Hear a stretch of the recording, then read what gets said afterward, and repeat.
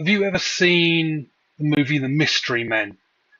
Now, I think shooting a slingshot is, and recording it, like if you're on YouTube, is like the character Invisible Boy. If you haven't seen the movie, you should. Um, so basically, it's like all these just crazy, stupid superheroes. But there's a guy called Invisible Boy, and he can only turn invisible when someone's not looking at him.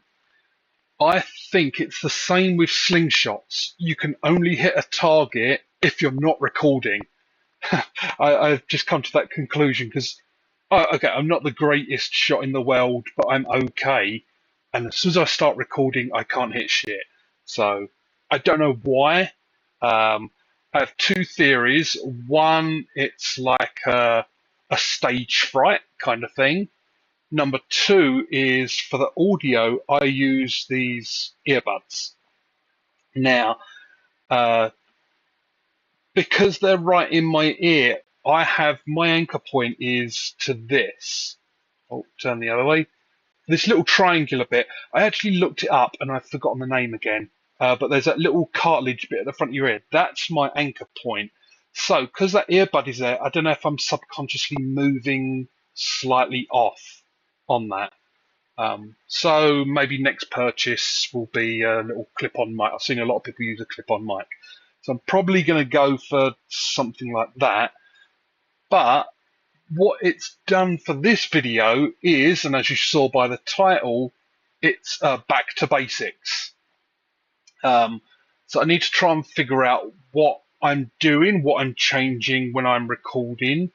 So I've made a quick recording of me, like not for putting out there on YouTube, just like I'm recording just so I can see what angles are going on. But I'm going to go for a new frame for me. So this was part of the Hillbilly unboxing. So this one is the Boot Hill. So I can bring it up close, and I've actually got a nice new camera. It's a 4K. I'm not sure how well it's working, so this would be a good test for that as well. So I've wrap and tucked it. So just to get everyone excited that do like the old wrap and tuck, it seems to be in there pretty strong. I know that's like a famous last words thing, but I am still going to wear my eye protection, just at very least for the beginning. My wrap and tuck seems to be good, but until I've built up that confidence, I am going to be using some eye protection just to make sure. Now, by going back to basics, you've seen the catch box. By the way, I do have a couple of little extras on or fun things on the catch box. So let's just flick over to that. I can walk down here. This is why I use the earbuds, so I can walk back and forth. And I can come in front of this camera. So I got this nice little logo thing. All this was, I just went on AliExpress and I've been Temu or AliExpress, one of those, and I just got a silicone mold for all the letters. And so now I've got my little logo thing up here. I got glitter glue from the dollar store. For those in Canada, Dollarama, so that was $1.50, and just painted it around the edge so that it does sort of sparkle and tinkle and glow. I've changed the cords now because they were all sagging, so this is all shock cord now. I know some people have done paracord and then tied just the shock cord onto the end, so I might try that next time. I just wanted to see what it was like with just pure shock cord. So I've got all my spinners here, but what I'm going to do is slide these all down. I can leave those alone. I've sort of spaced it out as best as I can. I do need to clean this up in here. Oh, I've got magnets there. So let's leave that magnet in there. This is from one of the hard drives. As you're seeing, like I just lightly touch it in here and it's picking up all the ammo. So these things are great. But anyway, I'm going to be using paper targets. See, I'm being a good boy. Paper. So let's just head back over here. So you'll see me on here. Because I know I showed these in the last video, but I know I do tend to repeat myself on some things. So what I'm going to do is repeat myself again and just mention where I get these from. So if you didn't see the last video, I did show a few of these more fun ones. Is it up there? So there's an alien. I think in here I've got like a werewolf. Yep, there's werewolf targets. But I'm just going to use their standard one for just like zoning in and trying to get trying to zero in. And it's a new frame as well. I honestly have not shot this yet. I know I've had it a few weeks. So there. So the website, just to make sure you can see it. Let's move it there. So www.targets.ws. I've never seen that WS thing, so I don't know why they use WS. If anyone was wondering, that last part, the .com or the .ws in here, that's called the TLD, or the top level domain. So just in case you ever hear that as a tech term, now you know it's the last little bit before they start doing slashes. But again, not affiliated. Like, I purely was just searching the internet for printable targets, and I found this website. They are all free. You can just download the PDF or whatever you want of whatever targets you select and just print them off. But let's get this on, because this whole video is me, as I said, going back to basics. Right, let's give it a little fold. I know you're looking at the back of my head, and it might be red because I was out at the medieval fair, and it was extremely sunny and extremely windy at the same time, so I've probably caught a lot of sun. I know my forehead was like really, it was pretty much this colour red in the background. It was like nearly that colour last night, so right, it's not perfect, but it's going to give me an idea of where I'm hitting. So let's just get the eye protection on just to be sure, and I'm going to go boom and change that over just so there's that rear view as well. Yeah, I know you've requested the rear view. I listened. Right. Let me. The thing I don't like about these safety glasses, they've got like another little thing below, and if I look down, it kind of goes blurry. So,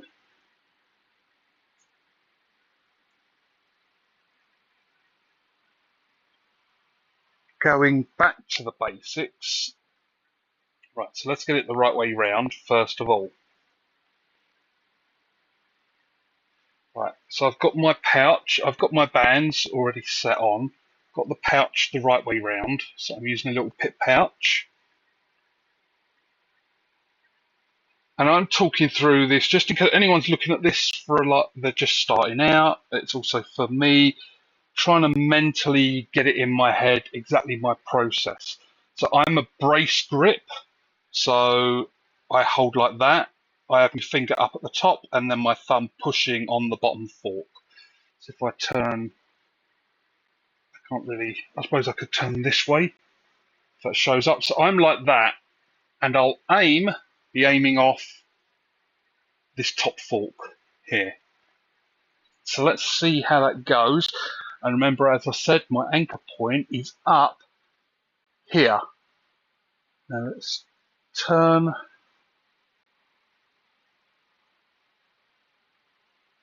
I can feel that I'm off already. I can feel that my hand, like the slingshot was like this, angled. I could feel it. So let's try that again. There's nothing wrong with resetting.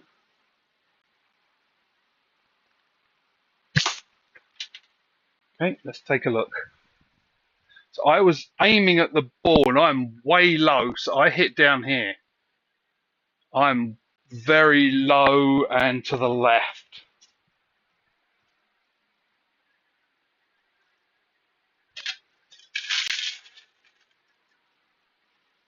Right, let's give it a few more.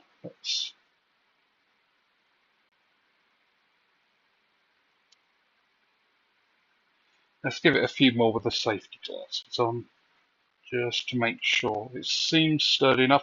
I did give it a bit of a pull.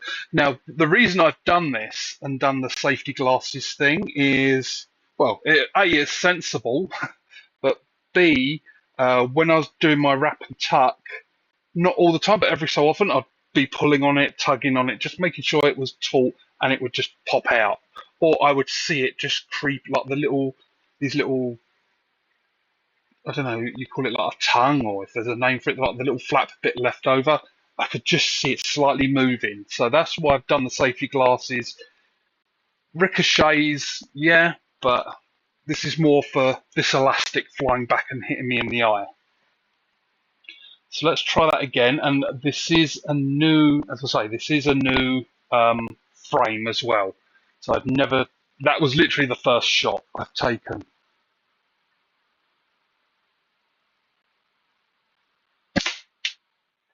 Right, that looks a lot better. Yeah, see, I can kind of see that. It's actually working out quite well, just with those closed pegs. So I don't know how well it shows up like that shock cord. But literally I just folded over, you probably saw, folded over the top of the target just so it hooks on, and now I've just put pegs on, so it's holding it onto there. It seems to be pretty good. So let's try.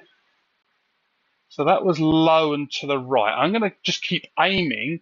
So this is me zeroing in. I'm just going to keep aiming at that center piece just to see if I can get a grouping going. Oh, look at that. That's actually pretty good.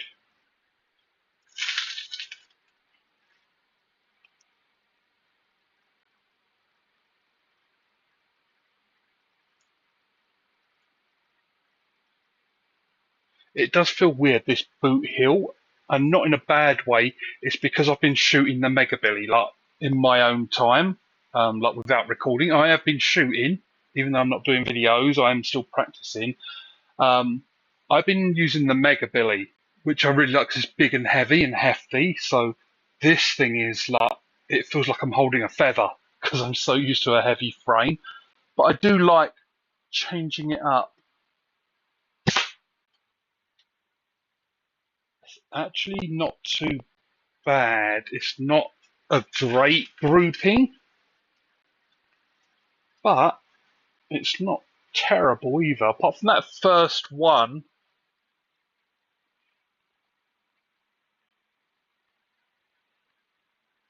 this ammo's a lot smaller. I don't know how that crept in there. I can feel it in my hand. So I'm used to shooting like 8mm.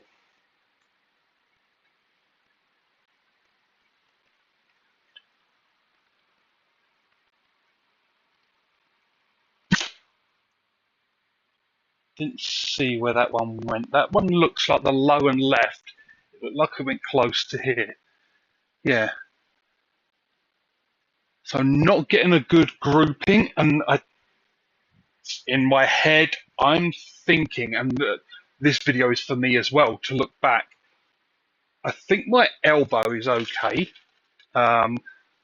When you're all over the place, one of those things is elbow up or down. It's because effectively you want those bands like this and you want it to travel straight through. So if your elbow is up or down a bit different like that can throw it off.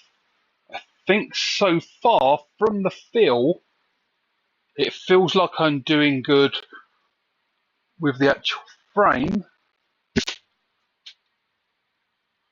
And that's why that recording is going to help. Actually, that's very bright. I'll have to figure this out, but I was hoping that would be better Let's try turning the light off. I wonder if I can see it better. I'll have to figure out the recording because, yeah, I admit it is all fancy, like doing this with several cameras, but it was for me as well, so that I could learn and see.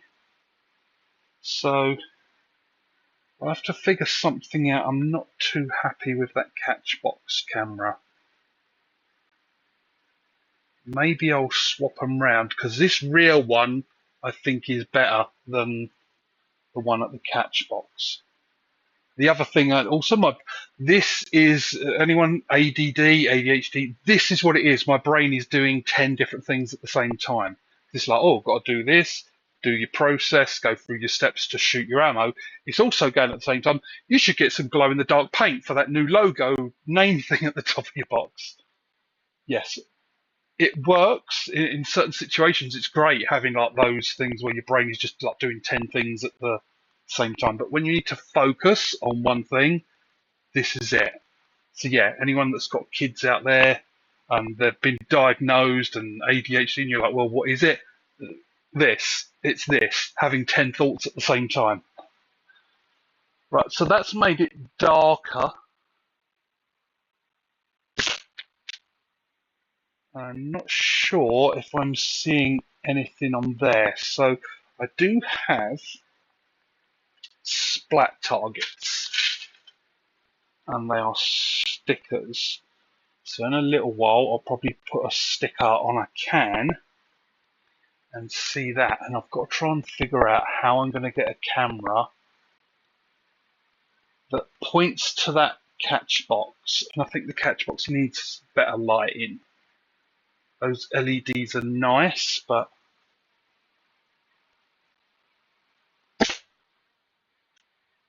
at least I think I'm getting the paper target, so that's good at least. Right, so the grouping isn't bad. It's actually not terrible. Let's turn the light on so you can see. So, I don't know how well this is showing up. I'll look back at the video. I'll figure out that later on. But my grouping, this was the first one. It was way off. And I think that was just an off day. But my grouping is here. So it seems like I'm definitely shooting low on it. Now, if I remember rightly, when you're from your anchor point, you should move it up. So if you're shooting high, I think you have to move your anchor point up. Mine's already up quite a bit, and it's level, nearly level with my eye. So that little triangle bit there. So there's the bottom of my eye socket. So it's nearly level with my exact eye. I can't really go any higher, and that would be uncomfortable. I feel like I'd be doing like this if I went any higher. So I'm going to have to adjust and for all you veterans, you're going, yeah, no shit. So this is for me and for like anyone starting out that should have found my channel before they saw anyone else's with a lot better instructions. But so I'm going to need to move my aiming point where I'm aiming here. So maybe if I bring it up to, let's try it, because we're kind of here. I'm going to try aiming here. So at this top point of the circle, and let's see what happens on that. Right, let's get. Yeah, I've got my bum bag or fanny pack, as they call it in North America. It's on the floor, filled with ammo. Let's put that on actually. So if you keep reaching in, and I think that little coffee jug that I'm using. Well, I think that's just got a mixture of different ammo in there. So let's do this. That's better. I should call it I'm going to call this, right, so now on this I'm going to call my crab pouch, because whenever I'm reaching in, it looks fine from that rear camera. You can see I've got this on. But from the front, it's like, is he scratching his nuts? So actually, that logo, it does look really good on the Catchbox. See, that was done very cheap. I say, let's call it the Chinese cheap sites. So whenever it's either AliExpress or Temu I've used. Again, I'm not a fan. I'm not pushing those sites. It's just if you want something cheap, quick, that it's like, well, I don't really care if it gets destroyed because I might hit those letters.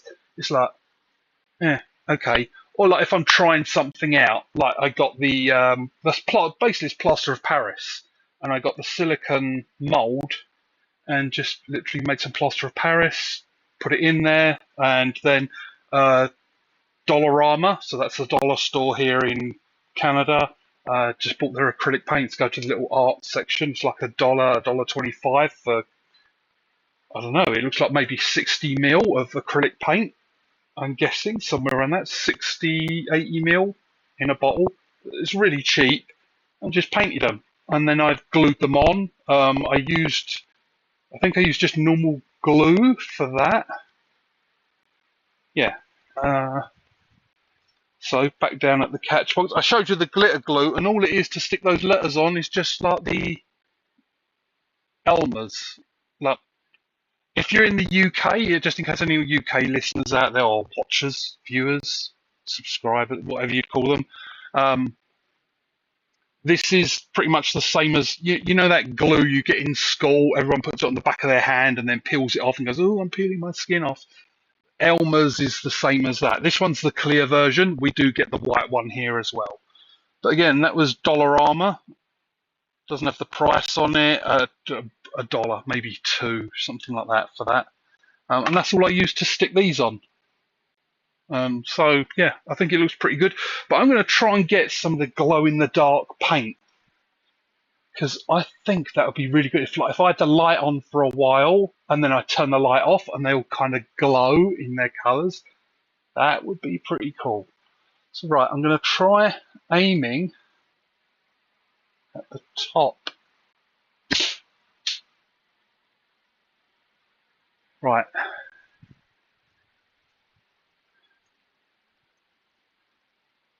I think that was the one. Let's try it again. I should have made a note. And this is why this website of getting these targets is excellent, because after a while they get all ripped up, and all you've got to do is just, well, do whatever you'd want to do with paper. Chuck them in the recycling. If you've got kids, make paper mache out of it and start whatever you do. Paper mache is the old glue and paper stuff.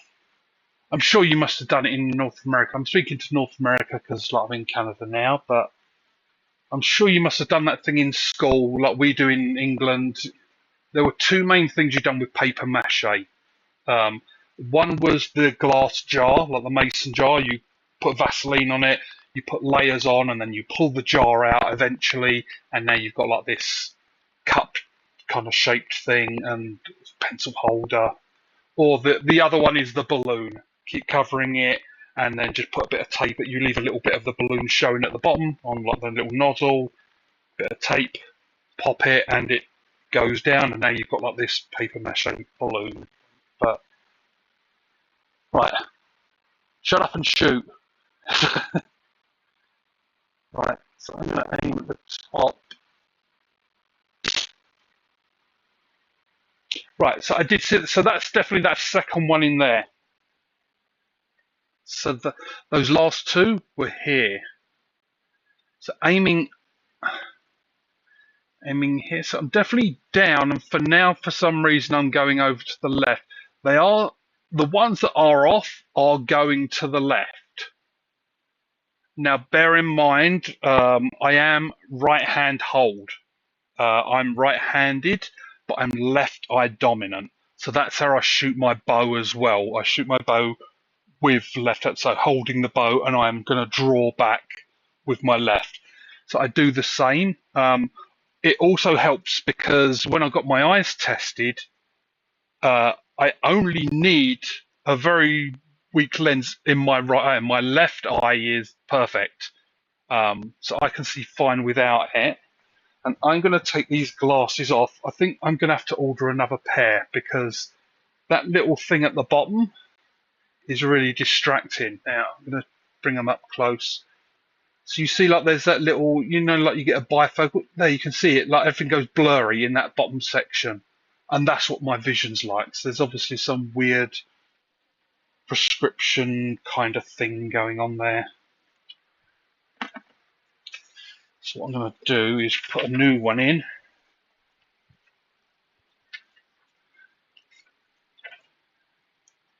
Let's chuck these in here.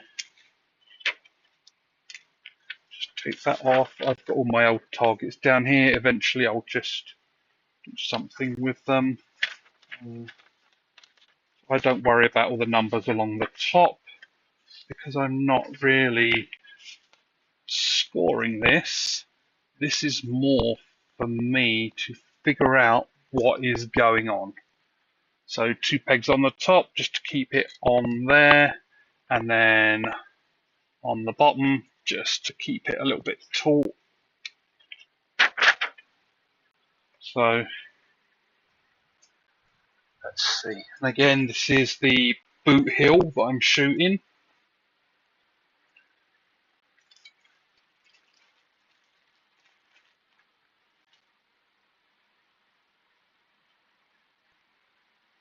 Right. Ammo in. So I'm going to aim, just so we're all clear and I'm clear for later on for reference. I'm going to be going for here, top of the circle, because I always seem to be low on my aiming point, from my anchor point.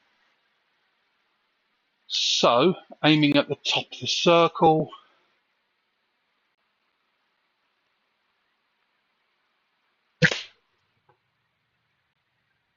So let's wove to the left.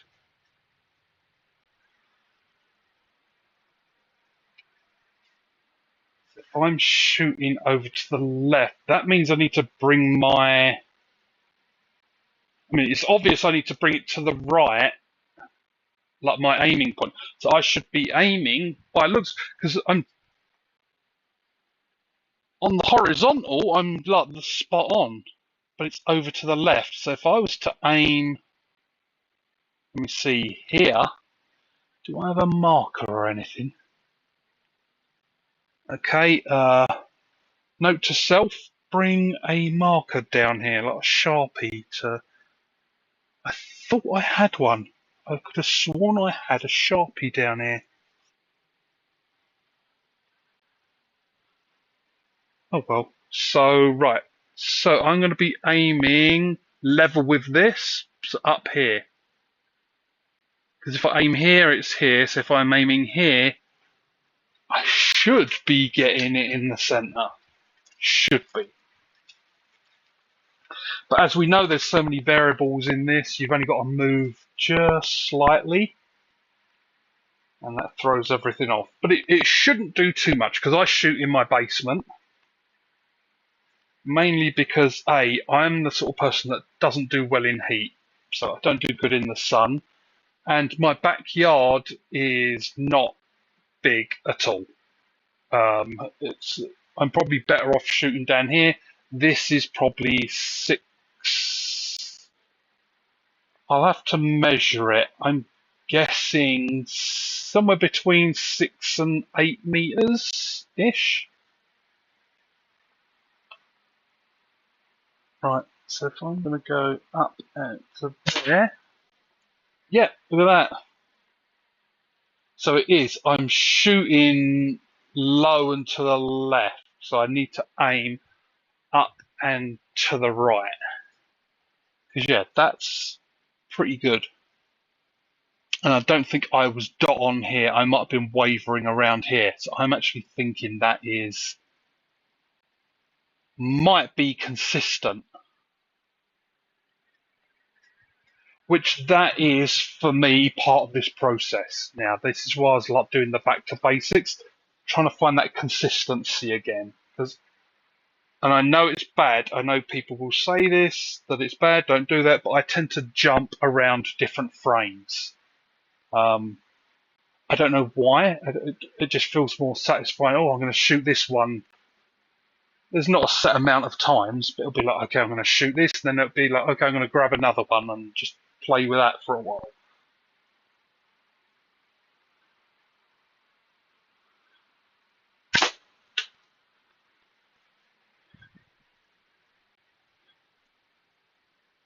Right, so that was low. It was low, but in all honesty, and I'm going to look back at the camera at this again. This is like going to be great for actually going back to a reference. I felt like I had twisted the frame a little bit, so I'm not sure how straight I'm holding this frame.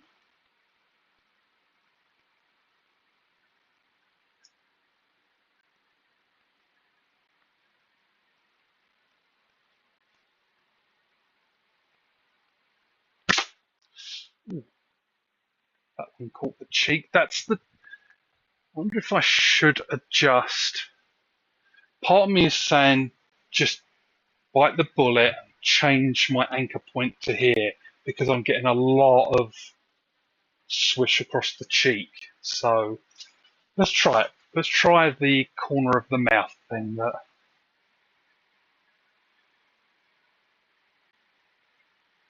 Because maybe that's it, and that might be. That's actually what I'm going to do is change the target, because if I'm changing things around, I don't want that throwing me off. If I could get to that, okay, well, what hole was that? That's what he said.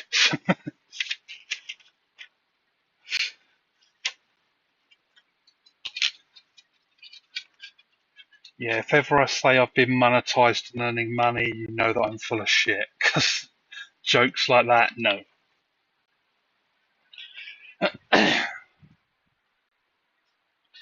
Right. I feel like I want to do Mythbusters. Um, like where they explain what they're doing and then they do it, do the little countdown. So, shooting at paper target, changing my anchor point to corner of the mouth in 3, 2, 1. Right, so that was corner of the mouth. I don't even think I hit the paper. I didn't.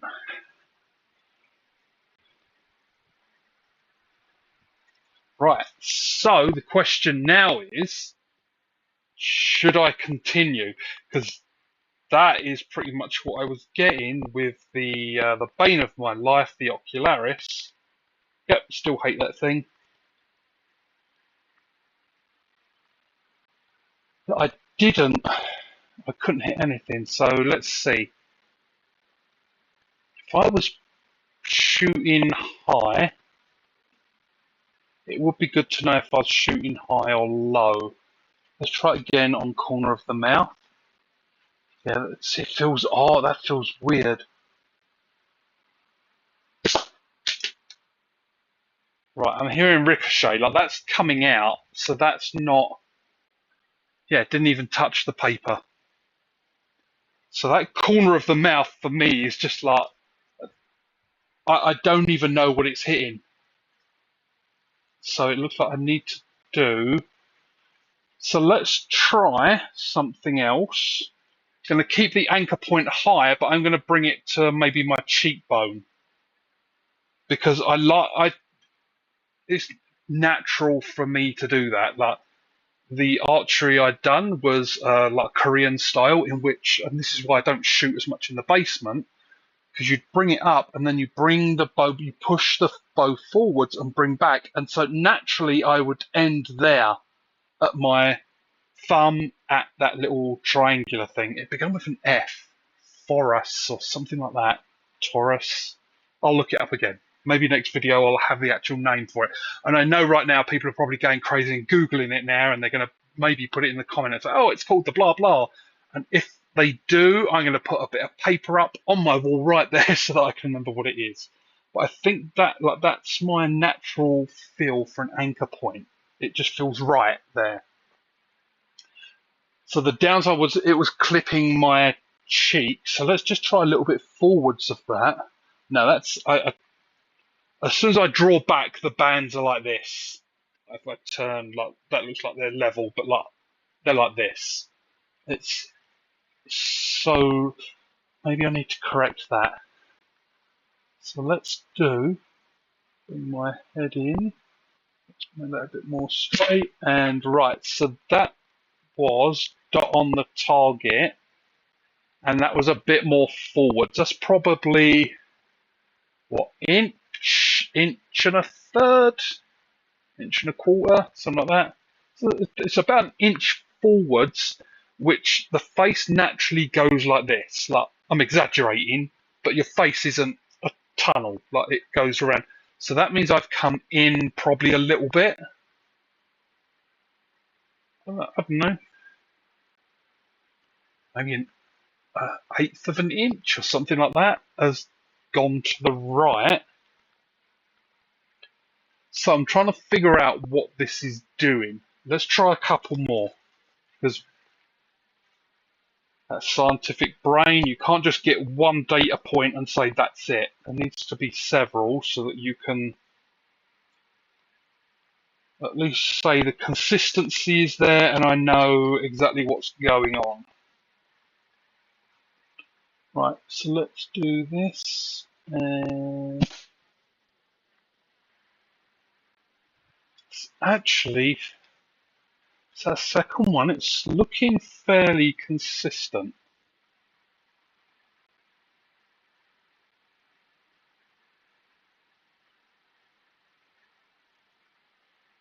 And again, maybe it's the frame, because this is a brand new frame. Like, to shoot.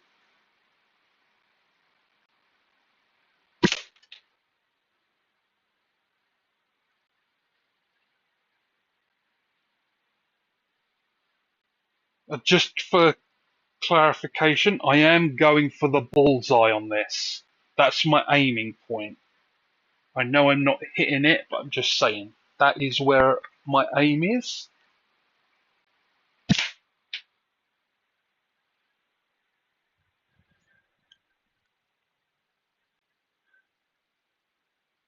So I've obviously got two through here because that's ripped through.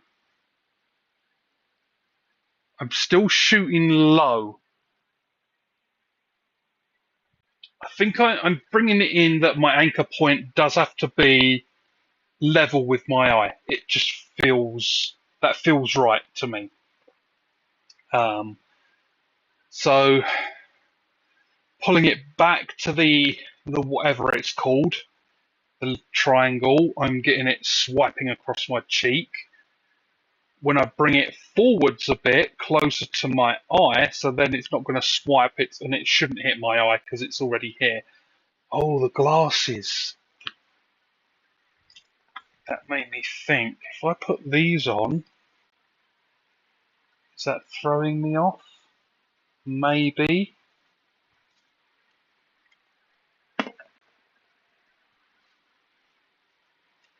I don't think so, because it's quite clear of my ear. But that is consistently low.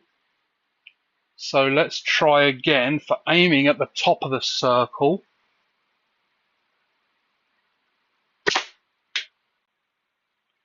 Right, so that was aiming at the top of the circle. And so that come in here. I'm consistently low. That's a good thing. So I know now one thing that I have to correct with my reference point, my anchor point, because if I move that down, let's see, so if it's going straight, if I move it down, that would effectively be going up. that makes sense. Yeah, lowering the anchor point, and correct me if I'm wrong, lowering the anchor point makes you shoot higher. I'm already shooting low at a very high anchor point. So that means I wonder, yeah, this is going to be an interesting one to watch back to see.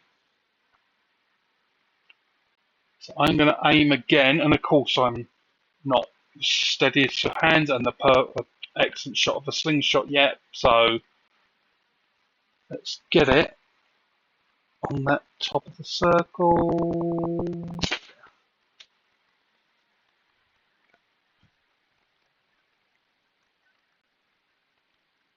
Yeah, see again.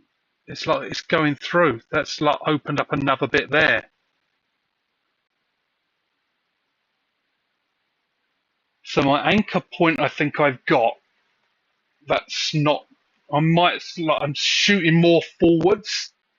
So I think that's part of it. I think part of the side is again like because the face is round. So when I can, like, you can see my ears to the side. So when I'm anchoring back here, and then I come into here, it's probably like, say, like eighth of an inch, something like that, coming inwards because I'm now anchoring about here. So yeah, it's only a tiny bit, but that tiny bit throws, anyone knows, shooting anything, slingshot, archery, guns. If you're just move it by the smallest amount, it can throw it off. But again, like this isn't an extremely long basement, so. But it works because I'd rather be in here with fans going and more comfortable than out there in the sun. Yeah, see, I came back again, and that's done 2 shots here. So that was low. I went for the ball, and it's come down here. And that was me pulling back again to the triangle thing. So when I pull all the way back, and that confirms that little bit to the side, because when I do that and come right back to my ear, I'm shooting to the right. So I even need to really correct this in my reference point. So my reference point should really be, let me see, I'm going low and to the right. So I want to have my reference point like here. Next video. Reminder to me, bring a pen or a Sharpie so that I can start drawing little circles on here for like a reference. But let's give it a couple more just to see how things go. Oh, and one other little plug I'm going to do, and it's not don't worry, it's not going to cost any money or anything like that. I just noticed a lot of people into slingshot in like YouTube and stuff like that. They are younger, but they seem to be in that millennial to Gen X kind of era. So, and this is probably going to be better for. So yeah, that was low. That was pretty much where I aimed for, but above. So like I can get that horizontal. But sorry, the a podcast I listened to, not affiliated. Anything I ever put, I'll tell you, like if I'm affiliated or anything, which is pretty much going to be never.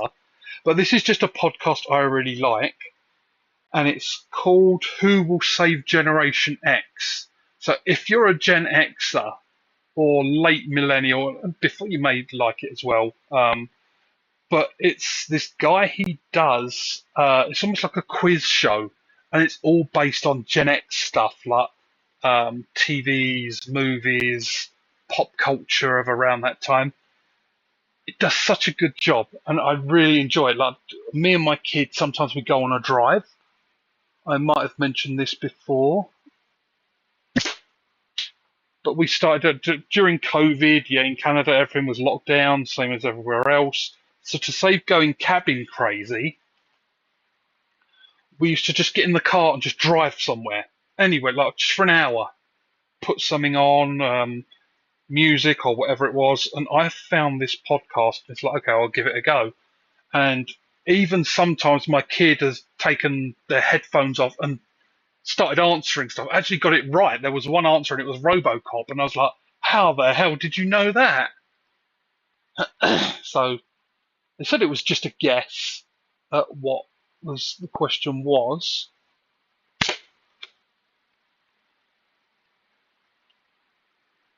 Uh, but yeah, check it out. Anyway, like I listened to it on Spotify, but I'm sure you can get it all on your Apple or whatever it is. Now look, see, that band is, I swear that's lower.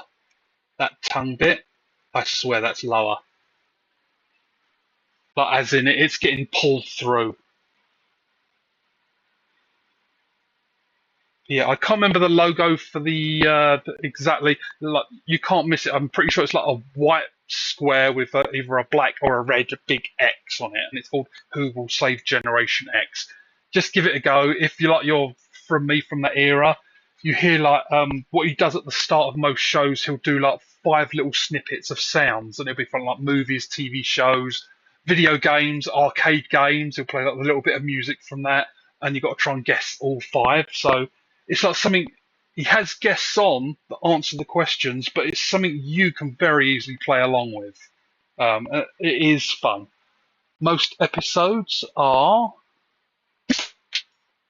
roughly between 40 minutes to an hour. So again, I'm just spreading the love on these things. Like it's like this target site, free targets, pretty much. And I say free. I know a lot of people say, well, you pay money for ink and stuff like that, but here in Calgary, I can't say all for Canada, but here in Calgary, you can go to the library and they give you, I, I can't remember the amount, there's like 50 prints a month or like 10 a week, it's something like that. You have to have a library card, you just go in and you've got like a little USB thumb drive, you just plug that in and you can print stuff off, or just go on the computers at the library and go to that website, print off what you want. I swear that is getting shorter.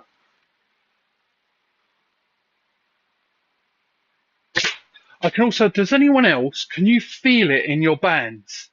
I.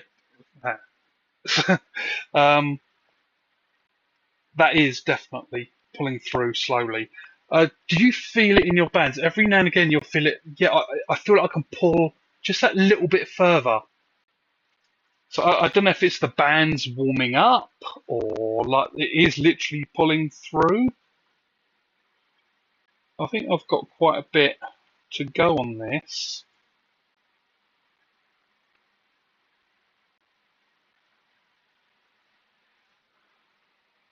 See that my draw, it feels like my draw is lighter. I can pull back a lot easier. So is that band warming up, or or is it pulling? Oh, look at that. Well, no, is that the no? That's the tie-on bit. I thought it was starting to rip, but it was. I've obviously just left it a little bit long with my wrap and tuck. See, this one makes me nervous. Oh, just as I said it, wow, look, on camera. Anyone ever caught that before? Like literally the wrap and tuck die right as I put it to the camera. Look. There. Literally on camera. As soon as I put it up to the camera, it clicked and I felt it pull. So, I will need to do wrap and tuck. See, I'm just using the elastic, but it's from there. That seems strong enough. So, recommendations in the comments on how to do wrap and tuck, like point me to a video, because I'm obviously doing something wrong. Now, of course, you're going to say, well, how are you doing it then? So, this has already got like the lip in there to do the wrap and tuck. So, what I've done is I've just got a thin strip, the same latex that I'm using. And all I did, I went round once on here, then I put the band over, and then I wrapped it, I can't remember, maybe 3 more times, folded that lip up, went round 2 more times, and then I used like the tuck tool. I've got one of those, the little leather thing with like the half a paper clip in it. Put that on, went round once, threaded it through, and pulled it through. But that was, yeah. Oh, look at that. And that's not far beyond. So this is telling me I'm not very good at the wrap and tuck because the bands are fine. That was a failure at this point. Oh, look at that. Look. So yeah, I'm obviously sucking at wrap and tuck. I'll need to figure that one out. So I'll put that band to the side, and that's probably like a perfect time to stop this video because that's a sign. Definitely a sign. And it's also a good highlight of wearing the safety glasses. I've definitely made the good decision to wear the safety glasses at the start of this. So that's this video. I can go back now and try and have a look, see what I'm doing right, see what I'm doing wrong, and that's another one without saying fa